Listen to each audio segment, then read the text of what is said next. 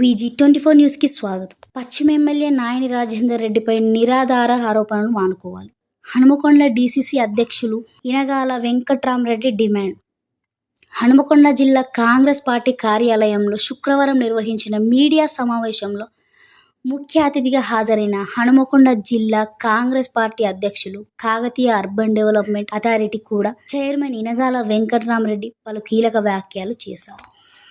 ఈ సందర్భంగా ఆయన మాట్లాడుతూ, బాధ్యతాయుతంగా పనిచేస్తున్న పశ్చిమ ఎమ్మెల్యే నాయని రాజేందర్ రెడ్డిపై అవాకులు చెవాకులు, నిరాధారమైన ఆరోపణలు మాజీ ఎమ్మెల్యే దాస్యం వినయ్ భాస్కర్ చేస్తే కాంగ్రెస్ పార్టీ సహించబోదని హెచ్చరించారు. అడ్డిమారి దెబ్బతో గెలిచిన నాయకుడు నాయని కాదని, ప్రజల ఆశీస్సులతో గెలిచి అభివృద్ధి కోసం అహర్నిశలు పనిచేస్తున్న గొప్ప విజన్ ఉన్న నాయకుడు అన్నారు.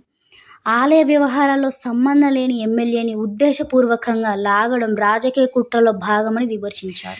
విగ్రహాల పేరుతో రాజకీయ పబ్బం గడపాలని కొందరు బీఆర్ఎస్ నాయకులు ప్రయత్నిస్తున్నారని ఆరోపించారు. నిజంగా పురాతన విగ్రహాలు బయటపడితే దేవాదాయ పురావస్తు శాఖ అధికారులు ఎందుకు సమాచారం ఇవ్వలేదని ప్రశ్నించారు.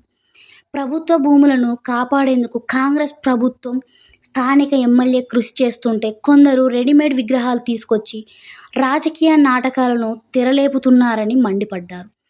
బీఆర్ఎస్, బీజేపీ కలిసి ప్రజలను తప్పుదోవ పట్టించే ప్రయత్నం చేస్తున్నాయని ఆరోపించిన ఆయన, కేటీఆర్ సర్వేలో గ్రాఫ్ పడిపోవడంతో కొత్త డ్రామాలకు శ్రీకారం చుడుతున్నారని ఘాటుగా విమర్శించారు. నగరంలోని ఖాళీ స్థలాల్లో విగ్రహాలు ఏర్పాటు చేసి రాజకీయ లబ్ధి పొందాలని చూస్తున్నారన్నారు. షాయంపేట హనుమాన్ ఆలయానికి ఎమ్మెల్యే నాయని రాజేందర్ రెడ్డి సొంత ఖర్చులతో నిధులు అందించారని గుర్తు చేశారు. ఎమ్మెల్యే నాయనికి ఉన్న భక్తి, నిబద్ధత ఎంతో ఉందో ప్రజలకు తెలుసని పేర్కొన్నారు.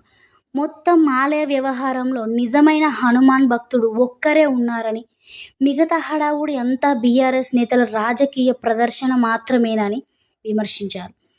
రాజస్థాన్లో విగ్రహాలు తయారు చేయించి వాటికి సంబంధించి సొంత పార్టీ నేతలే డబ్బులు పంపిన ఆధారాలను తమ వద్ద ఉన్నాయని తెలిపారు.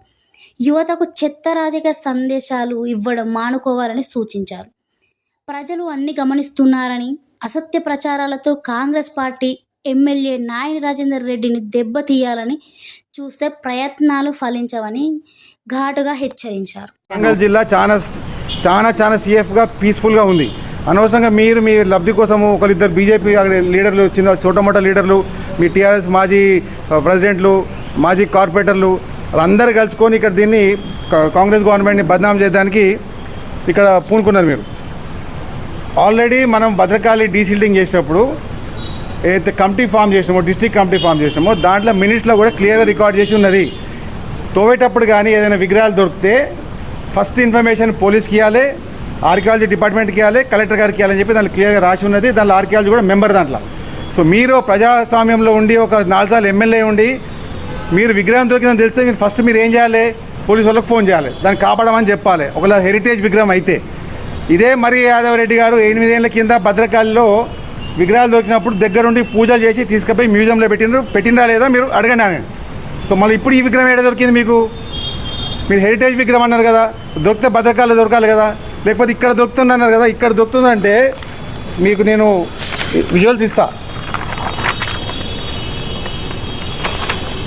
2011, 2023, 2025 ఇక్కడ మట్టి ఏమన్నా ఉందా? ఏదైనా డీసిల్టింగ్ చేసినామా? అన్నీ రాళ్ళు కొట్టున్నాయి. ఇక్కడ విగ్రహం ఏంటో దొరుకుతుంది రాళ్ళల్లో. సరే ఓకే, విగ్రహమే దొరికింది అనుకో, మళ్ళీ నువ్వు 10 ఏళ్ళు ఎమ్మెల్యే ఉన్నావు కదా. సరే మా ప్రభుత్వం మొన్న వచ్చింది, మా ప్రభుత్వం మీద చాలా మాటలు మాట్లాడుతున్నాను. ఇన్ని రోజులు ఉట్టి ఊకున్నాను, మేరబాని చేయలే. ఇక్కడ గుడ్డిమాల అడ్డి దెబ్బలు ఎవరు గెలవలే. ఇక్కడ ప్రజలు గెలిపిస్తే గెలిచిండ్రు. నువ్వు గుర్తుపెట్టుకోది. నువ్వు చేసిన అక్రమాలకు నిన్ను ఓడగొట్టింది. ఇక్కడ ప్రజావాణి ప్రోగ్రాం పెడితే ఒకరోజు మొత్తం నీకు సరిపోతుంది. నువ్వు చేసిన భూ కబ్జాలు, మీ టీఆర్ఎస్ చేసిన భూ కబ్జాలకు అది కూడా జల్లి వస్తుంది ప్రోగ్రామ్. సో ఈ ఫోటోలు మీకు ఇస్తా, మీరు గూగుల్లో సెర్చ్ చేసుకోండి. మేము చేసినవి కావు, శాటిలైట్ ఇమేజెస్ ఇవి. మరి దీంట్లో ఎక్కడైనా చూపించండి, ఎక్కడ ఉందేమో. ఉట్టిగా టీవీ ఛానల్ ఉంది కానీ చెప్పి పిచ్చిగా మాట్లాడి సోషల్ మీడియా గలీజ్ మాటలు తిడితే 4 రీళ్ళు వైరల్ అయితే పాపులారిటీ వస్తుంది అనుకోకు. నువ్వు ప్రజలు గమనిస్తున్నారు. ఇక్కడ నేను ప్రజలు కూడా చెప్తున్నా, మీరు జాగ్రత్తగా ఉండండి. ఎక్కడైనా ఓపెన్ ల్యాండ్ ఉంటే ఇట్లాంటి విగ్రహాలు ఇంకా 20-30 ఉన్నాయంట. అన్ని తెచ్చి మీ దాంట్లో పెట్టి అన్ని గుడ్లు మొదలు పెడతారు. మేము కూడా భక్తులమే. మా గవర్నమెంట్ వచ్చినాక దాదాపుగా 1000 కోట్లు మొత్తం మీకు లిస్ట్ ఇస్తా. ఇప్పుడు 1000 కోట్లు ఎండోమెంట్స్కి వెళ్ళి ఎన్ని గుళ్ళకు ఎక్కడెక్కడ ఇచ్చినామో మొత్తం మీకు ఇస్తా. దీని మీద చర్చ కూడా రది సిద్ధం. మేము భద్రకాళి ఆడవీధిలోకి ఇచ్చి 30 కోట్లు మేము ఎస్డిఎఫ్కి వెళ్ళి నువ్వేం చేసినావు? నువ్వు ఒకవేళ నువ్వు భద్రకాళి అమ్మని నమ్ముతావు కదా, నేను కూడా గుడికి వస్తా, నువ్వు కూడా రా, ఈ విగ్రహం అక్కడ దొరికిందని చెప్పి ఇద్దరం ప్రమాణం చేద్దాం. నీకు దమ్ము ఉంటే భద్రకాళి అమ్మవారికి ఆ గుళ్ళ దొరికింది అన్నట్టు, ఆ తోకలా దొరికినట్టు కనుక నువ్వు ప్రమాణం చేయి. చేసినాక మాట్లాడదాం. ఉట్టిగానే నువ్వు గాలి మాటలు మాట్లాడి విగ్రహం వాళ్ళు ఇరగొట్టిండ్రు, మాకు సంబంధమే లేదు, అది గవర్నమెంట్కి సంబంధమే లేదు. అది 100% గవర్నమెంట్ భూమి. 1954కి వెళ్ళి అది గవర్నమెంట్ భూమి. మధ్యలో ఒక్క సంవత్సరం 2009-10లో దాన్ని వాళ్ళు ఎవరో తెలియకుండా దాన్ని ఎక్కించారు. దాని మీద ఇప్పుడు చర్య తీసుకుంటారు.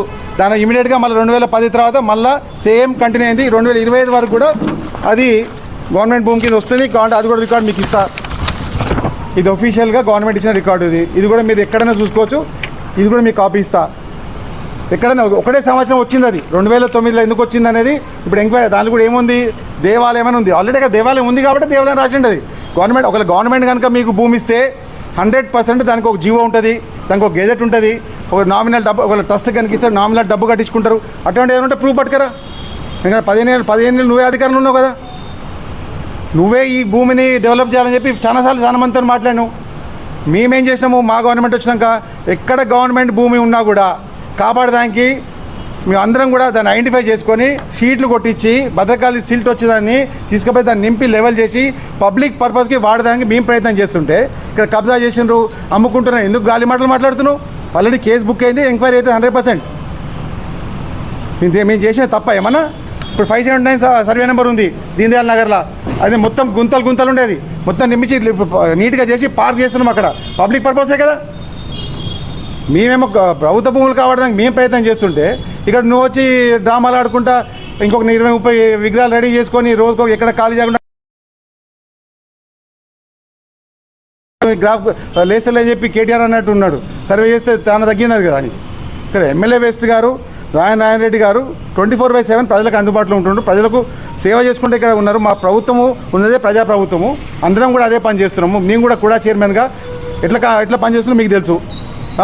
మా గవర్నమెంట్ వచ్చినాక దాదాపుగా 225 ఎకరాలు పట్టేదారులు తీసుకొచ్చి కుడాకి ఇచ్చిండ్రు. మీరైతే సేఫ్, మాకు ఈ కబ్జాదారులు, ఈ భూ కబ్జాదారులతో వద్దని చెప్పి వాళ్ళు లేఅవుట్ డెవలప్మెంట్ కోసం మా దగ్గరికి వస్తుండ్రు.